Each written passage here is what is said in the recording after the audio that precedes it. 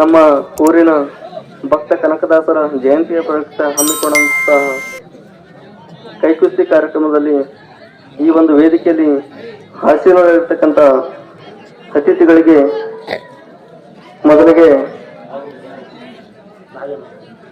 Mallikarjun sir ಮುಖ್ಯ ಗುರುಗಳು, ಸರ್ಕಾರಿ ಮಾದರಿ ಪ್ರಾಥಮಿಕ ಶಾಲೆ ರಾಂಪುರ್ಜಿ ಇವರಿಗೆ ನಾಗಪ್ಪ ಅವರು ಸನ್ಮಾನಿಸಬೇಕಂತ ಕೇಳಿಕೊಳ್ತೇನೆ. ಕಟ್ಟೆಯ ಮೇಲೆ ಇರ್ತಕ್ಕಂಥ ಚಿತ್ರ ಅವರೇ ಬಿಡಿಸಿರ್ತಕ್ಕಂಥದ್ದು. ಬೆಳಗ್ಗೆ 10 ಗಂಟೆಯಿಂದ ಸಾಯಂಕಾಲ 7-8 ಗಂಟೆಯವರೆಗೂ ಅವರು ಬಿಡಿಸಿರ್ತಕ್ಕಂಥ ಚಿತ್ರ ಇದು. ಭಕ್ತ ಕನಕದಾಸರ ಚಿತ್ರ ನೀವು ನೋಡ್ತಿರುವುದು ಅವರು ಬಿಡಿಸಿರ್ತಕ್ಕಂಥ ಚಿತ್ರ, ಅವರ ಕೈಯಾರೆ ಬಿಡಿಸಿರ್ತಕ್ಕಂಥ ಚಿತ್ರ. ಅವರಿಗೆ ನಮ್ಮೂರಿನ ನಾಗಪ್ಪ ಅವರು ಸನ್ಮಾನಿಸಬೇಕಾಗಿ ಕೇಳಿಕೊಳ್ತೇನೆ.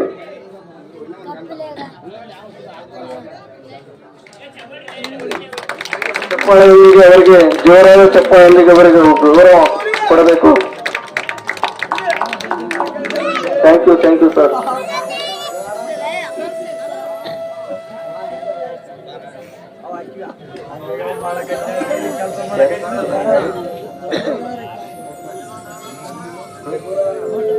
ಅದೇ ರೀತಿಯಾಗಿ ಈ ಒಂದು ವೇದಿಕೆಯಲ್ಲಿ ಆಸೀನರಾಗಿರ್ತಕ್ಕಂಥ ಅತಿಥಿಗಳಿಗೆ ನೆಕ್ಸ್ಟ್ ಆಂಜನೇಯ ಸರ್ ಸರ್ವೆ ಚಿತ್ತಾಪುರ್ ಇವರಿಗೆ ಶರಣ ಪೂಜಾರಿ ಅವರು ಬಂದು ಸನ್ಮಾನಿಸಬೇಕಾಗಿ ಕೇಳಿಕೊಳ್ಳುತ್ತಿದ್ದೇನೆ.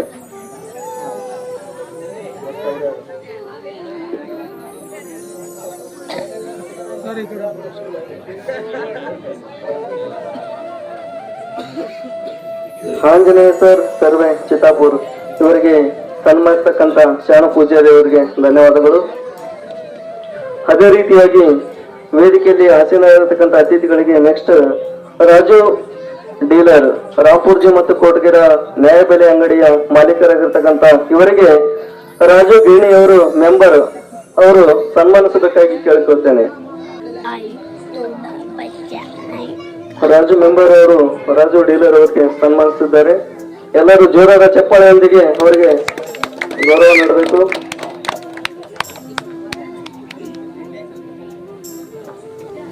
ಅದೇ ರೀತಿಯಾಗಿ ಈ ಒಂದು ವೇದಿಕೆಯಲ್ಲಿ ಆಸೀನರಾಗಿರ್ತಕ್ಕಂಥ ಮಾರುತಿ ಸರ್ ಚಿತ್ತಾಪುರ್ ಕನ್ನಡ ಕಲಾ ವೇದಿಕೆ ಯೂಟ್ಯೂಬ್ ಚಾನಲ್ ಅವರಿಗೆ ಈ ಒಂದು ವೇದಿಕೆಯಿಂದ ಸನ್ಮಾನಿಸಬೇಕಾಗಿ ದೇವೇಂದ್ರಪ್ಪ ಅವರಲ್ಲಿ ಕೇಳಿಕೊಳ್ತಿದ್ದೇನೆ. ದೇವೇಂದ್ರಪ್ಪ ಗಿರಣಿ ಅವರಲ್ಲಿ ಕೇಳಿಕೊಳ್ತಿದ್ದೇನೆ. ದೇವೇಂದ್ರಪ್ಪ ಗಿರಣಿ ಅವರು ಮಾರುತಿ ಸರ್ ಚಿತ್ತಾಪುರ್ ಕನ್ನಡ ಕಲಾ ವೇದಿಕೆ ಯೂಟ್ಯೂಬ್ ಚಾನಲ್ ಅವರಿಗೆ ಸನ್ಮಾನಿಸಬೇಕಾಗಿ ಕೇಳಿಕೊಳ್ತೇನೆ. ಎಲ್ಲರೂ ಜೋರಾದ ಚಪ್ಪಾಳೆಯೊಂದಿಗೆ ನಮ್ಮ ಊರಿನ ಕಲಾ ವೇದಿಕೆಯನ್ನು ಕೈಕುಸ್ತಿ ಪಟವನ್ನು ಎಲ್ಲ ಪ್ರಪಂಚಕ್ಕೆ ತೋರಿಸುವವರು. ಇವರಿಗೆ ಜೋರಾದ ಚಪ್ಪಾಳೆಯೊಂದಿಗೆ ನೀವು ಗೌರವಿಸಬೇಕು.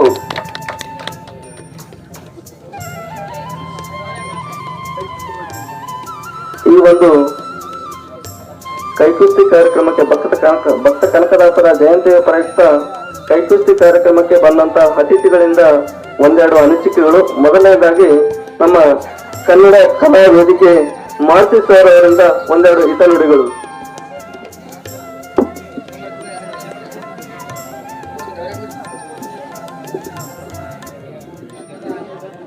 ಇವತ್ತು ಶ್ರೀ ಕನಕದಾಸರ ಜಯಂತ್ಯೋತ್ಸವ ಅಂಗವಾಗಿ ಈ ಒಂದು ಹಳ್ಳಿ ಕ್ರೀಡೆ ಅಂದರೆ ಕೈಕುಸ್ತಿ ಇಂಥ ಒಂದು ಕ್ರೀಡೆಯನ್ನು ಹಮ್ಮಿಕೊಂಡಿದ್ದು ಬಹಳ ಅಪರೂಪ.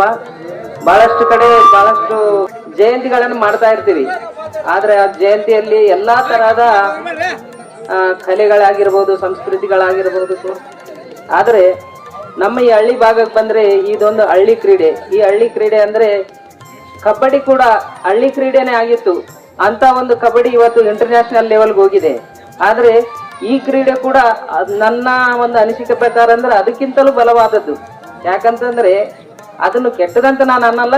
ಇಲ್ಲಿ ಯಾರೇ ಕಬಡ್ಡಿ ಪ್ಲೇಯರ್ಗಳಿದ್ರು ಕೂಡ ತಾವು ಅನ್ಯತಾ ಭಾವಿಸಬಾರ್ದು.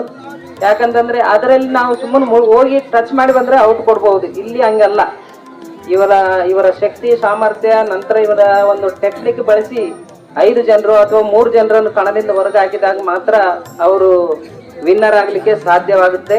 ಅದಕ್ಕಾಗಿ ಇಂಥ ಒಂದು ಕ್ರೀಡೆ ಹಮ್ಮಿಕೊಂಡು ನಂತರ ಇಂಥ ಒಂದು ಸಣ್ಣ ಹಳ್ಳಿ ಆದರೂ ಪರವಾಗಿಲ್ಲ, ಇಂಥ ಒಂದು ಹಳ್ಳಿಯಲ್ಲಿ ಇಷ್ಟೊಂದು ವೈಭವವಾಗಿ ಈ ಒಂದು ಶ್ರೀ ಕನಕದಾಸರ ಜಯಂತಿಯನ್ನು ಆಚರಣೆ ಮಾಡಿ ನಂತರ ಗಣ್ಯಾತಿ ಗಣ್ಯರನ್ನು ಸನ್ಮಾನಿಸಿ ನಂತರ ಊರಿನ ಒಂದು ಶೋಭೆಯನ್ನು ಹೆಚ್ಚಿಸದ ಎಲ್ಲ ಈ ಕನಕದಾಸರ ಜಯಂತಿ ಮುಖಂಡರಿಗೂ ನಮ್ಮ ಚಾನೆಲ್ ವತಿಯಿಂದ ನನ್ನ ಹೃದಯಪೂರ್ವಕ ನಮನಗಳು ಸಲ್ಲಿಸ್ತೀನಿ. ಇಂಥ ಒಂದು ಕಾರ್ಯಕ್ರಮಗಳು ಹೆಚ್ಚೆಚ್ಚು ನಡಿಬೇಕು.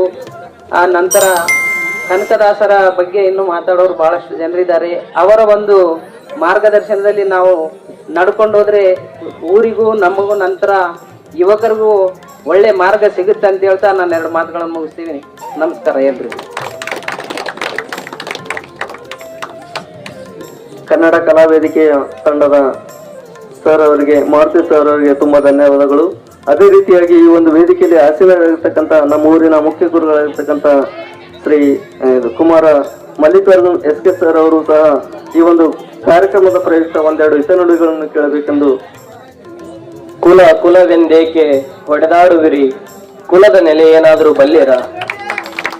ಕುಲವೆಂದೇಕೆ ಹೊಡೆದಾಡುವಿರಿ, ಕುಲದ ನೆಲೆ ಏನಾದರೂ ಬಲ್ಲಿರ ಎಂದು ನುಡಿದಂತ ದಾಸಶ್ರೇಷ್ಠ ಶ್ರೀ ಕನಕದಾಸರ ಜಯಂತ್ಯೋತ್ಸವದ ಹಾರ್ದಿಕ ಶುಭಾಶಯಗಳನ್ನ ಕೋರುತ್ತೇನೆ. ನೀವೆಲ್ಲರೂ ಇವತ್ತು ಅತ್ಯದ್ಭುತವಾದಂತ ಅತಿ ಸಂತೋಷದಾಯಕವಾದಂತ ಸಂಭ್ರಮದ ಹಬ್ಬವನ್ನ ನೀವು ಆಚರಣೆ ಮಾಡ್ತಾ ಇದ್ದೀರಿ. ನಿಜಕ್ಕೂ ಇದು ಒಂದು ಅರ್ಥಗರ್ಭಿತವಾದಂತ ಆಚರಣೆನೇ ಹೌದು. ಯಾಕಂದ್ರ ನಾವು ಎಷ್ಟೋ ಮಹನೀಯರ ತತ್ವ ಆದರ್ಶಗಳನ್ನ, ಎಷ್ಟೋ ಮಹನೀಯರ ನೆನಪುಗಳು ಕೂಡ ಇಲ್ಲದಂತೆ ನಾವು ಮರೆ ಮಾಡಿಬಿಟ್ಟಿವಿ.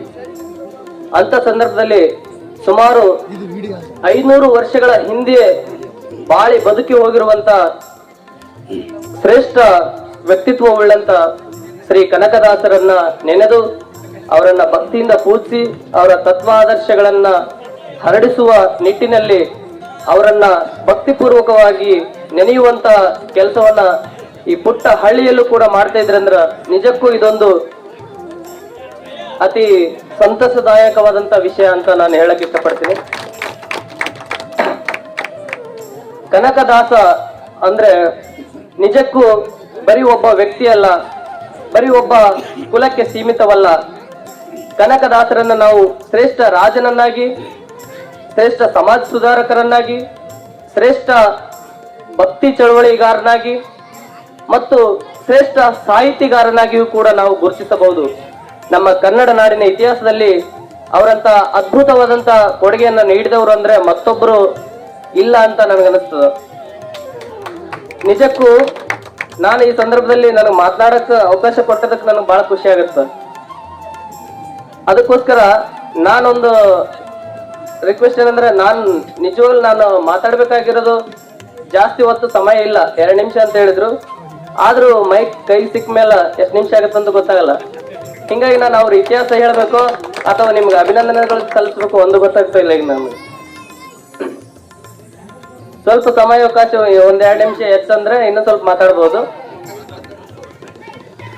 ಶ್ರೀ ಕನಕದಾಸರವರ ಇತಿಹಾಸವನ್ನ ಹೇಳ್ಕೊಂಡ್ ಕುಂತ್ರ ನಿಮ್ಗ ಅಷ್ಟ ಅರ್ಥ ಆಗಲಿಕ್ಕಿಲ್ಲ ಅಂತ ನನ್ಗನ್ಸುತ್ತೆ. ಯಾಕಂದ್ರೆ ನೀವು ಕೈಕುಸ್ತಿ ಆಡಿ, ಕೈಕುಸ್ತಿ ನೋಡಿ, ಕೈಕುಸ್ತಿ ಮಜಾ ತಗೊಂಡು ಹೋಗ್ಬೇಕಂತ ಬಂದ್ರಿ ನೀವೆಲ್ಲರೂ. ಹಿಂಗಾಗಿ ಈ ಕನಕದಾಸರ ಅವರ ಒಂದು ಬಾಳಿ ಬದುಕಿದಂತ ರೀತಿ ಮತ್ತು ಅವರ ಜೀವನ ಆದರ್ಶಗಳು, ಅವರನ್ನ ನಾವ್ಯಾಕೆ ನೆನೆಬೇಕು ಅನ್ನೋದ್ರ ಬಗ್ಗೆ ಸ್ವಲ್ಪ ತಿಳ್ಕೊಂಡ್ರು ಕೂಡ ಏನ್ ತಪ್ಪಿಲ್ಲ ಅಂತ ನನ್ಗನ್ಸ್ತದ. ಮೊದಲನೇದಾಗಿ ಭಕ್ತ ಕನಕದಾಸರು ಜನಿಸಿದ್ದು ಸುಮಾರು 1509 ಇಸ್ವಿಯಲ್ಲಿ. ಈ ದಿನಾಂಕ ಮಾತ್ರ ಇವತ್ತು ನವೆಂಬರ್ 18 ಅಂತೇಳಿ ಹೆಂಗ್ ಫಿಕ್ಸ್ ಮಾಡ್ರೆ ಗೊತ್ತಿಲ್ಲ. ಒಂದು ನಿಟ್ಟಿನಲ್ಲಿ ಅವರ ಜಯಂತಿಯನ್ನ ನಾವು ಆಚರಣೆ ಮಾಡಬೇಕು ಅನ್ನೋ ಕಾರಣಕ್ಕಾಗಿ ಹಲವಾರು ವಾದ ವಿವಾದಗಳ ನಡುವೆ ಇವತ್ತಿನ ದಿನ ಮಾಡಮ್ರಿ ಅಂತೇಳಿ ಫಿಕ್ಸ್ ಆದ್ಮೇಲೆ ಇವತ್ತು ಹುಟ್ಟಿದ್ರು ಅಂತ ನಾವು ಅಂದ್ಕೊಂಡಿವಿ ಅಷ್ಟೇ. ಆದ್ರೆ ಸುಮಾರು 500 ವರ್ಷಗಳ ಹಿಂದೆ ಹುಟ್ಟಿದವರು, ಅವರ ಜೀವನ ನಿಜವಾಗ್ಲೂ ಇಷ್ಟೇ ಈ ದಿನದಲ್ಲಿ ಹುಟ್ಟಿದ್ರು ಅಂತ ಗೊತ್ತಿಲ್ಲ. ಅವರ ಕಾಲಮಾನ ನಾವು ನೋಡಿದಾಗ 1509 ಹುಟ್ಟಿದ್ರು ಅಂತ ನಿರ್ಧಾರ ಮಾಡ್ತೀವಿ. ಅವಾಗ ವಿಜಯನಗರ ಸಾಮ್ರಾಜ್ಯವನ್ನ ವಿಜಯನಗರ ಸಾಮ್ರಾಜ್ಯದ ಅರಸರು ಇಡೀ ಪ್ರಪಂಚದಲ್ಲೇ ಹೆಸರುವಾಸಿಯಾದಂತ ಶ್ರೇಷ್ಠ ಸಾಮ್ರಾಜ್ಯವನ್ನ ನಿರ್ಮಿಸಿಕೊಟ್ಟಂತ ಕನ್ನಡಿಗರವರು. ಅಂತ ಅದ್ಭುತವಾದಂತ ಸಾಮ್ರಾಜ್ಯದ ಒಂದು ಭಾಗವಾಗಿ ಇವರು ಡಣಾಯಕ ಹುದ್ದೆಯನ್ನ ನಿಭಾಯಿಸ್ತಾ ಇದ್ರು. ಇವರ ತಂದೆ ಬೀರಪ್ಪ ನಾಯಕ, ತಾಯಿ ಬಚ್ಚಮ್ಮ ಅಂತ. ಬೀರಪ್ಪ ನಾಯಕ ಮತ್ತು ಬಚ್ಚಮ್ಮ ಅವರ ದಂಪತಿಗಳ ಮಗನಾಗಿ ಇವರು ಜನಿಸ್ತಾರ. ಇವ್ರ ತಂದೆ ಅದೇ ಡನಾಯಕ ಹುದ್ದೆಯಲ್ಲಿ ಕೆಲಸ ಮಾಡ್ತಿರ್ತಾನ. ಅಂದ್ರೆ ಅದು ಸುಮಾರು ಬಹಳಷ್ಟು ಹಳ್ಳಿಗಳನ್ನ ಆಳುವಂತ ಒಬ್ಬ ರಾಜ ಇದ್ದಂಗ, ಗೌಡಿಕೆ ಇದ್ದಂಗ. ಅದಕ್ಕಿಂತ ದೊಡ್ಡ, ಈಗ ಗೌಡ್ರಂದ್ರೆ ಒಂದು ಊರಿಗೆ ಸೀಮಿತ ಆಗ್ತಾರ. ಅದಕ್ಕಿಂತ ಸುಮಾರು ಹಳ್ಳಿಗಳನ್ನ ಹೊಂದಿರುವಂತ ಒಬ್ಬ ಶ್ರೇಷ್ಠವಾದಂತ ಹುದ್ದೆಯನ್ನ ಉಳ್ಳಂತ ಒಬ್ಬ ದೊರೆಯನ್ನ ಅಂತ ಹೇಳ್ಬೋದು ಇವರಪ್ಪ ಅವರಾಗಿದ್ರು. ಆದ್ರೆ ಇವರಿಬ್ರಿಗೆ ಮಕ್ಕಳಾಗಿರ್ಲಿಲ್ಲ. ಬಹಳ ದಿನಗಳ ನಂತರ, ಎಷ್ಟೋ ದಿನಗಳ ನಂತರ ಮಕ್ಕಳ ಆಗದೆ ಇರುವಾಗ ತಿರುಪತಿ ತಿಮ್ಮಪ್ಪನಿಗೆ ಹರಕೆ ಹೊತ್ತಿದ್ರಂತ. ನಮ್ಮ ಮಕ್ಕಳಾದ್ರೆ ನಿಮ್ಗೆ ಹರಕೆ ತೀರಿಸ್ತೀವಿ ಹಂಗಿಂಗಂತ ಏನೇನೋ ಅವರ ಒಂದು ಭಕ್ತಿಯಿಂದ ಬೇಡ್ಕೊಂಡಿದ್ರಂತ. ಅವರ ಒಂದು ನೆನಪಿಗೋಸ್ಕರ ಆ ಭಕ್ತಿಯಿಂದ ಬೇಡ್ಕೊಂಡದಕ್ಕೆ ನಮಗೊಂದು ಮಗು ಜನಿಸ್ತು ಅಂತೇಳಿ ಒಂದು ಹುಟ್ಟಿದ ಮಗುಗೆ ತಿಮ್ಮಪ್ಪ ಅಂತ ಹೆಸರಿಡ್ತಾರ. ನೋಡ್ರಿ, ಕನಕದಾಸರ ಮೂಲ ಹೆಸರು ಏನಂದ್ರೆ ತಿಮ್ಮಪ್ಪ ಅಂತ. ಆ ತಿಮ್ಮಪ್ಪ ನಾಯಕ ಅಂತ ಇರ್ತದೆ ಇವನ ಹೆಸರು.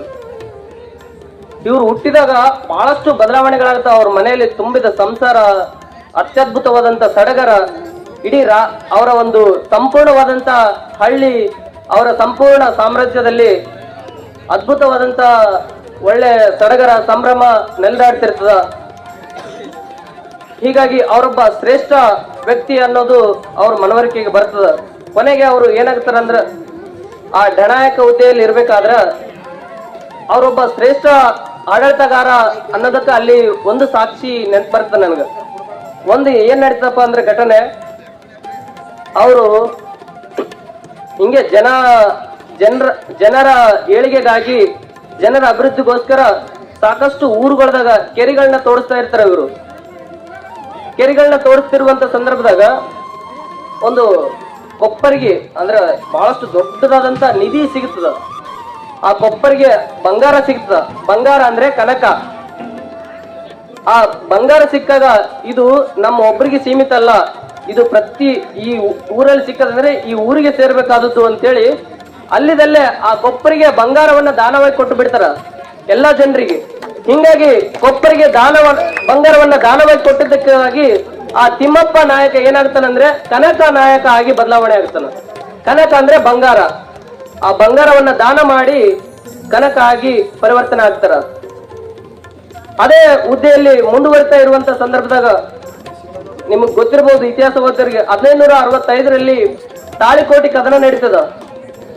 ಅವಾಗ ಬಹಮನಿ ಸಾಮ್ರಾಜ್ಯದ ಸುಲ್ತಾನ್ರವರೆಲ್ಲ ಬಂದು ಆಕ್ರಮಣ ಮಾಡಿ ಇಡೀ ಪ್ರಪಂಚದಲ್ಲೇ ಶ್ರೇಷ್ಠವಾದಂತ ಸಾಮ್ರಾಜ್ಯ ವಿಜಯನಗರ ಸಾಮ್ರಾಜ್ಯ, ಅದು ಮುತ್ತು ರತ್ನಗಳನ್ನ ಬೀದಿಯಲ್ಲಿ ಮಾರ್ಕೆಟ್ ನಲ್ಲಿ ಇಟ್ಟು ಮಾರ್ತಿದ್ರಂತ. ಅಂತ ಐಶ್ವರ್ಯ ಭರಿತವಾದಂತ ಒಂದು ಸಾಮ್ರಾಜ್ಯ ಕೊನೆಗೆ ಐದು ಸುಲ್ತಾನ್ರು ಸೇರಿ ಒಂದಾಗಿ ಅದ್ರ ಮೇಲೆ ಆಕ್ರಮಣ ಮಾಡಿ ಧ್ವಂಸ ಮಾಡಿಬಿಡ್ತಾರ. ಈಗನು ನೋಡ್ಬೋದು ನಾವು, ಹಂಪಿ ಈಗ ಹಾಳು ಕೊಂಪೆ ಆಗಿಬಿಟ್ಟದ ಅಂತ ಹೇಳ್ತಾರ. ಅಂದ್ರೆ ಎಲ್ಲಾ ಲೂಟಿ ಮಾಡಿ ಕೊಳ್ಳೆ ಹೊಡೆದು ಅಲ್ಲಿನ ಮೂರ್ತಿಗಳನ್ನು ಕೂಡ ಧ್ವಂಸ ಮಾಡಿ ಬಿಡ್ತಾರ ಅವರು, ಬಹಮನಿ ಸಾಮ್ರಾಜ್ಯದವರು. ಅಂತ ಸಂದರ್ಭದಲ್ಲಿ ಇವರು ಕೂಡ ಒಂದು ಆಡಳಿತಗಾರರಾಗಿರ್ತಾರಲ್ಲ, ಅವಾಗ ಇವ್ರ ಮೇಲೂ ಆಕ್ರಮಣ ಮಾಡಿರ್ತಾರ.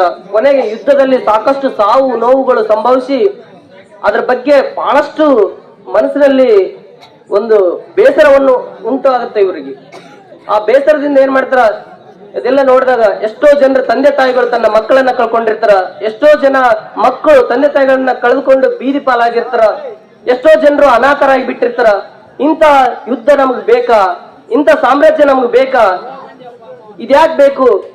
ಈ ಆಡಳಿತ, ಈ ರಾಜ್ಯ, ಈ ಸಾಮ್ರಾಜ್ಯ ಇವೆಲ್ಲವೂ ನಶ್ವರ, ಇದ್ಯಾವುದು ನಮಗ್ ಬೇಡ ಅನ್ನೋ ಒಂದು ಜ್ಞಾನೋದಯ ಆ ಸಂದರ್ಭದಲ್ಲಿ ಕನಕದಾಸರಿಗೆ ಆಗುತ್ತ. ಅಂದಿನಿಂದಲೇ ಅವರಿಗೆ ಒಂದು ಕನಸು ಬಿದ್ದಂತಾಗುತ್ತ. ಶ್ರೀಕೃಷ್ಣ ದೇವ ಕನಸಿನಲ್ಲಿ ಬಂದು ಕರೆದಂಗಾಗತ್ತಂತ. ಆಗ್ಲೇ ಎದ್ದು ನಾನು ಈ ಎಲ್ಲ ಸಂಸಾರ, ರಾಜ್ಯ, ಆಡಳಿತ ಇದೆಲ್ಲ ಬಿಟ್ಟು ನಿನ್ನ ದಾಸನಾಗ್ತೀನಿ ಅಂತೇಳಿ ಅವಾಗ ದಾಸನಾಗ್ತಾನ. ಅಲ್ಲಿಂದ ಕನಕ ನಾಯಕ, ಕನಕ ದಾಸರಾಗಿ ಪರಿವರ್ತನೆ ಆಗ್ತಾರ.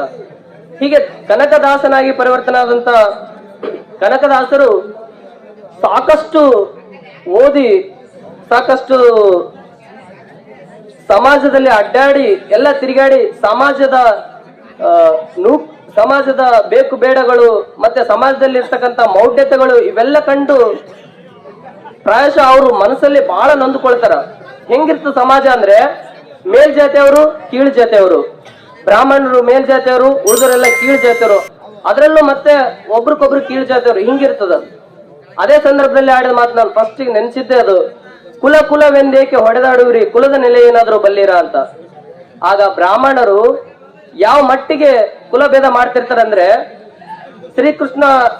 ಶ್ರೀಕೃಷ್ಣನ ಒಂದು ಮಠ ಅದ ಉಡುಪಿಯಲ್ಲಿ, ಆ ಮಠದಲ್ಲಿ ಯಾರಿಗೂ ಸೇರ್ಕೊಡ್ತಿರ್ಲಿಲ್ಲ, ಅದು ಬ್ರಾಹ್ಮಣರು ಮಾತ್ರ ಹೋಗ್ತಿದ್ರು. ಇವರು ಹರಿದಾಸರು, ಇವರು ಕೂಡ ಪುರಂದರದಾಸರು, ಈ ಕನಕದಾಸರು, ಇನ್ನು ಮುಂತಾದ್ರು ಬಹಳಷ್ಟು ದಾಸರಲ್ಲೇ ದಾಸ ಶ್ರೇಷ್ಠರಾದಂತವ್ರು ಕನಕದಾಸರು.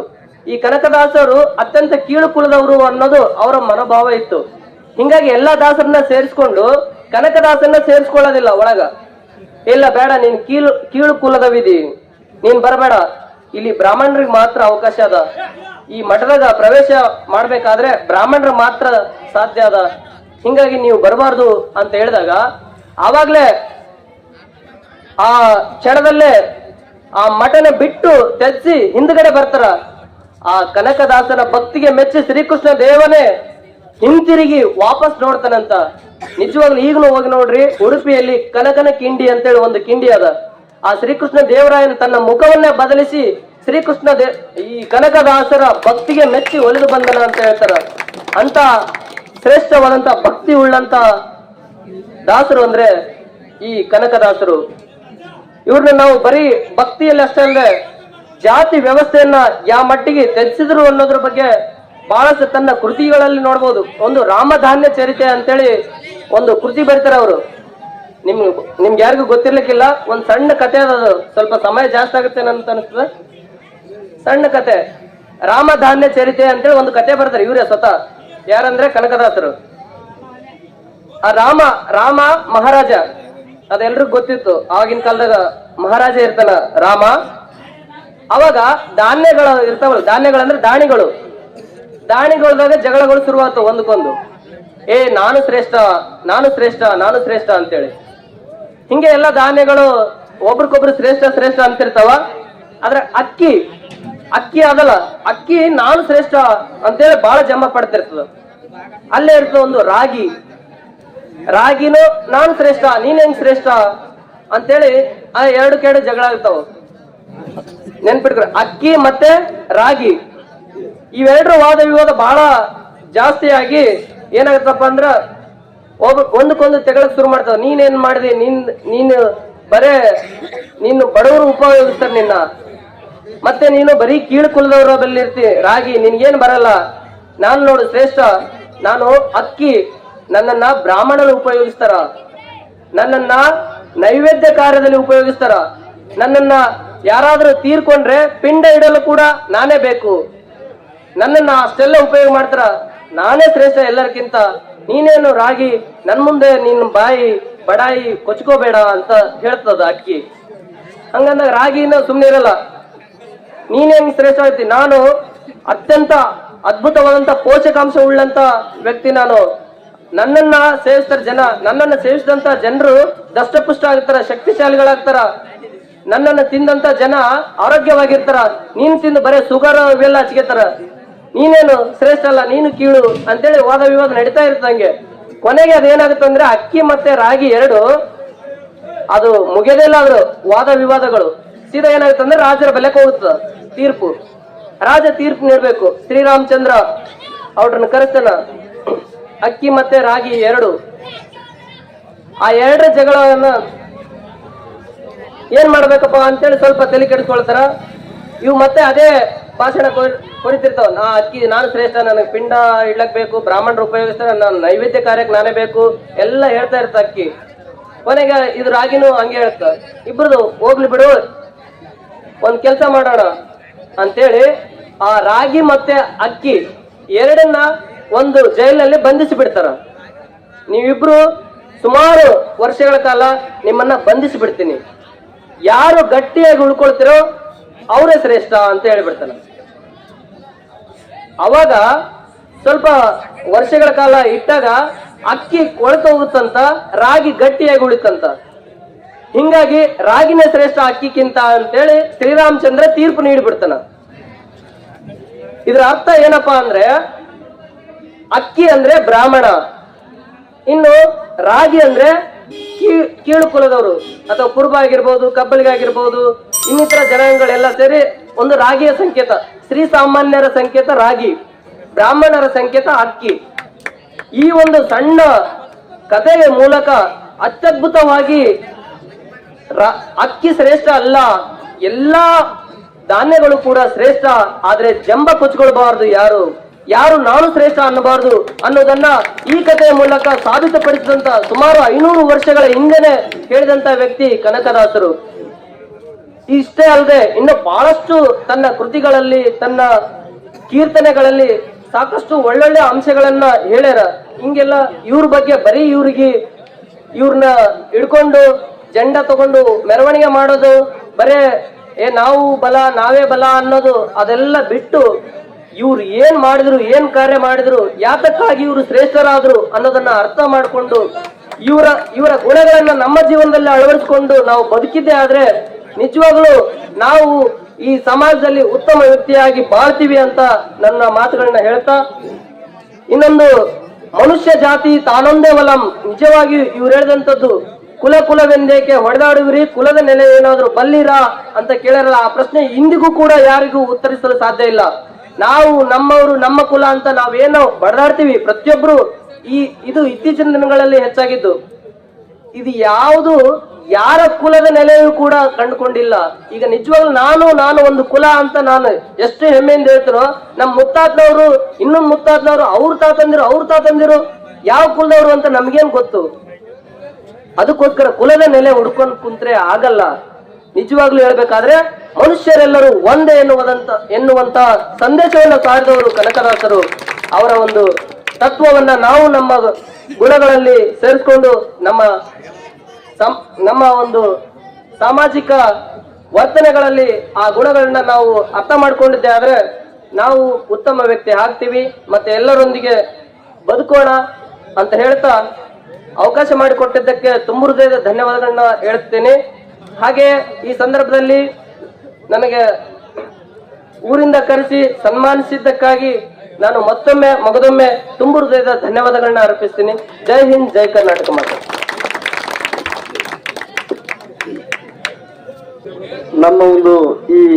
ನಮ್ಮೂರಿನ ಕನಕನ ಕಟ್ಟೆಯ ಮೇಲೆ ಇವತ್ತು ಚಿತ್ರ ಕಾಣಿಸ್ತಕ್ಕಂಥದ್ದು ಶ್ರೀ ಮಲ್ಲಿಕಾರ್ಜುನ್ ಸರ್ ಅವ್ರದೇ ಇಳಿಸಿರ್ತಕ್ಕಂಥ ಚಿತ್ರ. ಇದನ್ನ ಎಲ್ಲರೂ ಒಂದು ಗೌರವದ ಚಪ್ಪಾಳೆಯೊಂದಿಗೆ ಅವರಿಗೆ ಅಭಿಮಾನಿಸಬೇಕಾಗಿ ಕೇಳಿಕೊಳ್ತೇನೆ. ಅವರು ತಮ್ಮ ಹಿತ ನುಡಿಗಳನ್ನು ಭಕ್ತ ಕನಕದಾಸರ ಶ್ರೀ ರಾಮಧಾನ್ಯ ಚರಿತೆ ಮತ್ತು ಇನ್ನಿತರ ವಿಷಯಗಳನ್ನು ತಮ್ಮ ಹಿತ ನುಡಿಗಳಲ್ಲಿ ಹೇಳೋದಕ್ಕಾಗಿ ತುಂಬಾ ಧನ್ಯವಾದಗಳು. ಅದೇ ರೀತಿಯಾಗಿ ವೇದಿಕೆ ಮೇಲೆ ಇರ್ತಕ್ಕಂಥ ಆಂಜನೇಯ ಸರ್ ಸರ್ವೆ ಇವರು ಸಹ ತಮ್ಮ ಅನಿಸಿಕೆಗಳನ್ನು ವ್ಯಕ್ತಪಡಿಸಬೇಕಾಗಿ ಕೇಳಿಕೊಳ್ತೇನೆ. ಮೊದಲನೇದಾಗಿ ಎಲ್ರಿಗೆ ಕನಕದಾಸರ 537ನೇ ಜಯಂತ್ಯೋತ್ಸವದ ಶುಭಾಶಯ ಕೋರ್ತೀನಿ.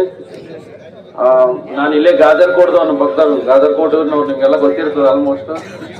ಮಲ್ಲಿಕಾರ್ಜುನ್ ಸರ್ ಏನ್ ಹೇಳಿದ್ರು ಇಷ್ಟೊತ್ತು ಅದೆಲ್ಲ ಅವ್ರು ಕನಕದಾಸರು ಅವ್ರ ಮೈ ಕಣಕಣದಲ್ಲಿ ತುಂಬ್ಕೊಂಡಾರ. ಯಾಕಂದ್ರೆ ಅವ್ರ ಚಿತ್ರನ ಹಂಗ್ ಬಿಡಿಸ್ಯಾರ, ಅವ್ರು ಚಿತ್ರನೇ ಬಿಡಿಸ್ಯಾರ ಅಂದ್ರೆ ಅವ್ರು ಪೂರ ಮನಸ್ಸಿನಾಗ ತುಂಬ್ಕೊಂಡ್ಬಿಟ್ರ ಅಂತ ಅರ್ಥ. ಅದು ಇದೆಲ್ಲ ತಿಳ್ಕೊಂಡ್ರಿ. ಗುರುಗಳ ಟೀಚರ್ ಇದಾರ ಅವರು, ಅಷ್ಟು ನಿಮ್ಗೆಲ್ಲ ಇಷ್ಟು ಸವಿಸ್ತಾರವಾಗಿ ಎಲ್ಲ ತಿಳಿಸಿ ಹೇಳ್ಯಾರ, ಹೌದಲ್ಲ? ಆದ್ರೆ ಕನಕದಾಸರು ಎಷ್ಟು ಅವರು ಭಕ್ತಿ, ಅದಕ್ಕೆ ಭಕ್ತ ಕನಕದಾಸ ಅಂತಾನೆ ಕರೀತಾರ ಅವರಿಗೆ. ಆ ಕನಕ ಅಂದ್ರೇನೆ ಬಂಗಾರ. ಅದು ಇನ್ನೊಂದು ತಿರುಪತಿ ತಿಮ್ಮಪ್ಪ, ಅವ್ರು ಎಷ್ಟು ಸಂಪತ್ ಭರಿತವಾದವರು. ಆ ತಿರುಪತಿ ತಿಮ್ಮಪ್ಪನೇ ಕನಕದಾಸರ ರೂಪದಾಗ ಬಂದಿರೋರು ಸರ್ ಆಲ್ರೆಡಿ ಹೇಳಿದ್ರು. ಅದಕ್ಕೆ ನಮ್ಮ ಪೂಜಾರಿ ಅವರು ಅಂತ ಹೇಳ್ತೀವಲ್ಲ ಎಲ್ಲ ನಾವು, ಕುರುಬರು ಪೂಜಾರಿದವರು, ಅವ್ರಿಗೆ ಸಂಪತ್ತು ಅವರಿಂದನೇ, ಅವ್ರು ಯಾವಾಗ್ಲೂ ಸಂಪತ್ ಭರಿತವಾಗಿರ್ತಾರ ನಮ್ಮ. ಅದಕ್ಕೆ ಪ್ರತಿಯೊಬ್ರು ನಮ್ಮ ಪೂಜಾರಿಗಳಂತಂದ್ರೆ ಸಾಕು ನಮ್ಗೆ ಬಹಳ ಆತ್ಮೀಯರು ಎಲ್ಲರೂ. ನಮ್ಮ ರಾಜು ಆಗಿರ್ಲಿ, ಪ್ರತಿಯೊಬ್ರು ನಮ್ ಯಾವಾಗ್ಲೂ ಹಿಂದಿನ ಕಾಲದಿಂದನೂ ಪ್ರತೀತಿ ಇದೆ ಅಂತೆ. ಅವರು ಶುಭ ಸಂಕೇತ ಅಂತ ಕರೀತಾರೆ ಪೂಜಾರಿಗಳಿಗೆ. ಶುಭ ಅವ್ರ ಮುಖ ನೋಡಿದ್ರೆ ಶುಭ ಆಗ್ತದಪ್ಪ, ಇದು ಪ್ರತಿದಿನ ಬಂದಿದೆ ಮೊದಲಿಂದ ನಿಮ್ಗೆ ಗೊತ್ತಿದೆ, ಹೌದಲ್ಲ? ಯಾಕಂದ್ರೆ ಸರ್ ಎಲ್ಲ ಇತಿಹಾಸ ಎಲ್ಲ ಹೇಳಿದ್ರು ನಮ್ಗೆ. ಮುಂದಿನ ಹೇಳ್ತೀನಿ ನಾನು, ಅಷ್ಟೇ ಜಾಸ್ತಿ ಮಾತೇ ಮುಗಿಸ್ಬಿಡ್ತೀನಿ. ಅಂದ್ರೆ ಕ್ರೀಡೆ ಆಟ ಅದು ಬಹಳ ಹೆಂಗಿರ್ಬೇಕಂದ್ರೆ ಸ್ಪರ್ಧೆ ಆರೋಗ್ಯಕರವಾದ ಸ್ಪರ್ಧೆ ಇರಬೇಕು, ಅನಾರೋಗ್ಯಕರವಾದ ಸ್ಪರ್ಧೆ ಅಲ್ಲ. ಆಟೋಟಗಳು ಅನ್ನೋದು ಈಗ ನಾವು ಮನುಷ್ಯ ಹುಟ್ಟಿದ ತಕ್ಷಣನೇ ಆಟ ಚಾಲತ್ತದ. ಸಣ್ಣ ಕೂಸು ಹುಡ್ತಾನೆ ಆಟ ಆಡ್ತದ. ಏನ್ ಮಾಡತ್ತಪ್ಪ ಅಂದ್ರೆ ಆಟ ಆಡಕತ್ತದ ಅಂತ ಹೇಳ್ತಾರ. ಎಲ್ಲಾ ರೀತಿ ಪ್ರತಿಯೊಂದು ಮನುಷ್ಯನ ಪ್ರತಿ ಜೀವನದಲ್ಲಿ ಮುಂಜಾನೆ ಸಂಜೆ ತನ ಆಟ ಆಡದೇ ಇರ್ತದ. ಅದರಲ್ಲಿ ಈ ರೀತಿ ಈ ಒಂದು ಕಾರ್ಯಕ್ರಮಗಳಲ್ಲಿ ಅದರಲ್ಲಿ ಈ ತರ ಸ್ಪರ್ಧೆಗಳು ಗ್ರಾಮೀಣ ಕ್ರೀಡೆಗಳನ್ನ ನಾವು ಏನ್ ಹಮ್ಮಿಕೊಂಡಿದೀವಿ, ಇದು ತುಂಬಾ ಹಳೆಯ ಕ್ರೀಡೆ ನಮ್ದು. ಆಮೇಲೆ ಇದರಲ್ಲಿ ಓದ್ದವ್ರು ಬರ್ದವ್ರು ಅಂತ ಇಲ್ಲ, ಎಲ್ಲರೂ ಭಾಗವಹಿಸಬಹುದು. ಇದಕ್ಕೆ ಯಾವುದೇ ತಾರತಮ್ಯ ಇರಲ್ಲ. ಇಲ್ಲಿ ನೋಡ್ರಿ, ಯಾವ್ದು ವಯಸ್ಸಿರಲ್ಲ, ಎಷ್ಟು ವಯಸ್ಸಾಗಿರ್ತದ ಮೊದ್ಲಿಂದ ಆಟ ಆಡ್ಕೊಂಡ್ ಬಂದಿರ್ತಾರ, ಅವರಿಗೆ ಬಹಳ ಹುಮ್ಮಸ್ ಇರ್ತದ. ಎಂತವನಿರ್ಲಿ ನೋಡಪ್ಪ ನಾ ಸೋಲಿಸ್ತೀನಿ, ನೋಡೋಣ ಹೋಗೋಣ ಅಂತ ಇರ್ತದೆ. ಅದು ಆಟದ ಹುಮ್ಮಸ್ ಅಷ್ಟೇ. ಶಕ್ತಿ ಅನ್ನೋದು ಮನುಷ್ಯನಿಗೆ ಒಂದು ವಯಸ್ಸು 30 ವರ್ಷ ಆದ್ಮೇಲೆ ಕೆಳಗ ಶಕ್ತಿ ಕಡಿಮೆ ಆಗಕ್ಕೆ ಸ್ಟಾರ್ಟ್ ಆಗ್ತದೆ. 30 ತನ ಮನುಷ್ಯ ಬಿಗಿರ್ತಾನೆ, ಹೇಳ್ತಾನೆ. ಆದ್ರೆ ಆಟ ಆಡಿದವನ್ ಹೆಂಗಿರ್ತಾನ ಅಂದ್ರೆ 50 ಆದ್ರೂ ಸರಿ ನಾ ಆಡ್ತೀನಿ ಅಂತ ಇರ್ತಾರೆ. ಇದನ್ನೆಲ್ಲ ನಾವು ನೋಡಿ ಈ ಒಂದು ಆರೋಗ್ಯಕರವಾದ ಸ್ಪರ್ಧೆ ಇರ್ಬೇಕು ಮನುಷ್ಯನ ಹತ್ರ. ನಾವು ಸಣ್ಣವ್ರು ಇರ್ಬೇಕಾದ್ರೆ ಸಾಲಿ ಬಿಟ್ಟು ಕೈ ಕುಸ್ತಿ ನೋಡ್ಲಕ್ ಹೋಗ್ತಿದ್ವಿಲ್ಲ. ಕಲೆಗೊಂಡ ಆಗ್ಲಿ ಬೇರೆ ಕಡೆ ಎಲ್ಲಿ ನಡೆದ್ರು ಕೂಡ ಆಟ ನೋಡ್ಲಕ್ ಹೋಗ್ತಾ ಇದೀವಿ. ಅಷ್ಟು ಹುಮ್ಮಸ್ಸು ನಮ್ಗೆ. ಇಷ್ಟೆಲ್ಲ ಹೇಳಿ ನನಗೆ ಈ ವೇದಿಕೆಗೆ ಆಗಮಿಸಿ ಇದು ಕರೆ ಮಾಡಿ ನನಗೆ ಸನ್ಮಾನಿಸಲಿಕ್ಕಾಗಿ ರಾಂಪುರ್ ಜನತೆ ಎಲ್ಲ ನನ್ನ ಕನಕದಾಸ ಭಕ್ತರಿಗೂ ಪ್ರತಿಯೊಬ್ಬರಿಗೂ ಕೂಡ ನಾನು ಧನ್ಯವಾದಗಳನ್ನ ಅರ್ಪಿಸ್ತೀನಿ. ಆಮೇಲೆ ಜೊತೆಗೆ ಇಲ್ಲಿ ಎಲ್ಲ ಈ ಆಟ ಆಡ್ಬೇಕಾದ್ರೆ ಪ್ರಾರಂಭಿಸ್ಬಿಡ್ಬೇಕು. ಈಗ ಬಹಳ ಲೇಟ್ ಆಗಿದೆ, ಬೇರೆ ಊರಿಂದೆಲ್ಲ ಬಂದಿದ್ದಾರೆ. ಎಲ್ಲ ಜನ ಆಟ ಆಡಕ್ಕೆ ಹುಮ್ಮಸ್ ಕೊಟ್ಟಿದ್ದಾರೆ. ನಮ್ಮ ಮಾತು ಕೇಳಕ್ಕಲ್ಲ ಅಂತ ಗೊತ್ತಿದೆ, ಆದ್ರೂ ಕೂಡ ಆಟ ಆರೋಗ್ಯಕರವಾಗಿ ಆಟ ಆಡಿ ಊಟ ವ್ಯವಸ್ಥೆಯನ್ನು ಮಾಡ್ಯಾರ, ಎಲ್ಲ ಮಾಡ್ಯಾರ. ಯಾರು ಜಗಳ ಆಡಿನಂತೆ ಕುಡಿದು ಈ ತರದ ಕೆಲಸಗಳು ಮಾಡ್ಲಂತೆ ಆರೋಗ್ಯಕರವಾಗಿ ಆಟ ಆಡಿ ಎಲ್ಲರಿಗೂ ಶುಭವಾಗ್ಲಿ ಅಂತ ಕೋರ್ತೀನಿ. ಧನ್ಯವಾದಗಳು. ಆಂಜನೇಯ ಸರ್ ಅವರು ಈ ಒಂದು ನಮ್ಮ ಕಲಾ ಕ್ರೀಡೆಗೆ ಕೈಕುಸ್ತಿ ಅದಕ್ಕೆ ಯಾವುದೇ ರೀತಿಯಿಂದ ಅಶಿಸ್ತು ಆಗದೆ ಶಿಸ್ತಿನಿಂದ ಮಾಡಿಕೊಂಡು ಹೋಗ್ಬೇಕಂತ ಹೇಳಿದ್ದಾರೆ. ಅದೇ ರೀತಿಯಿಂದ ನಾವು ಮಾಡಿಕೊಂಡು ಹೋಗೋಣ. ಅದೇ ರೀತಿಯಾಗಿ ವೇದಿಕೆಯಲ್ಲಿ ಆಸೀನರಾಗಿರ್ತಕ್ಕಂಥ ರಾಜಣ್ಣ ಡೀಲರ್ ಅವರು ಒಂದೆರಡು ಹಿತನುಡಿಗಳನ್ನು ಹೇಳಬೇಕಂತ ಕೇಳಿಕೊಳ್ಳುತ್ತೇನೆ. ಈ ಒಂದು ನಮ್ಮ ರಾಂಪುರ್ಜಿ ಗ್ರಾಮದ ಭಕ್ತ ಕನಕದಾಸರ ಜಯಂತಿಗೆ ಕೈಕುಸ್ತಿ ಕಾರ್ಯಕ್ರಮಕ್ಕೆ ಆಗಮಿಸತಕ್ಕಂಥ ಈ ವೇದಿಕೆಯಲ್ಲಿ ಆಸೀನರಾಗಿರ್ತಕ್ಕಂಥ ತಮಗೆಲ್ಲರಿಗೂ ವಂದನೆಗಳು. ಈ ಒಂದು ಕಾರ್ಯಕ್ರಮವನ್ನು ಇಲ್ಲಿಗೆ ಮುಕ್ತಾಯವಾಗಿ ನೆಕ್ಸ್ಟ್ ಈಗ ಕೈಕುಸ್ತಿಯನ್ನು ಆರಂಭಿಸುತ್ತಿದ್ದೇವೆ.